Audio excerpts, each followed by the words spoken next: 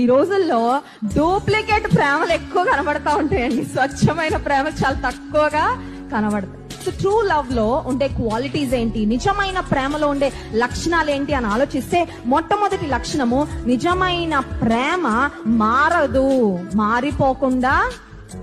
రెండవదిగా నిజమైన ప్రేమలో ఉండే లక్షణం ఏంటంటే ట్రూ లవ్ ఇస్ సెల్ఫ్లెస్. నిజమైన ప్రేమలో స్వార్థము ఉండదు. ఈ రోజుల్లో చూడండి, ఎవరైనా ప్రేమించారంటే దానికి ఏదో ఒక కారణము ఉండాలి. ఖచ్చితంగా కారణం ఉంటే ప్రేమిస్తారు. అందంగా ఉంటే నీ అందాన్ని బట్టి ప్రేమిస్తున్నాను, లేదంటే డబ్బు ఉంటే డబ్బును బట్టి ప్రేమ ఎక్కడ లేని ప్రేమ పొంగుకొని, అదే డబ్బు లేని, ఎలాంటి ఫ్యామిలీ బ్యాక్గ్రౌండ్ లేని, చదువు లేని, ఏమీ లేని అమ్మాయిని ఎవరైనా ప్రేమిస్తారండి? ప్రయోజనాలను ఆశించి స్వార్థపూరితంగా ప్రేమిస్తా ఉన్నారు, కానీ నిజమైన ప్రేమలో స్వార్థము ఉండదు. మూడవదిగా నిజమైన ప్రేమ స్వచ్ఛంగా ఉండాలి, ప్యూర్. ప్రేమలు కూడా కల్తీ అయిపోతా ఉన్నాయి, ప్రేమల్లో కూడా కల్మషము దాగి ఉంటా ఉంది.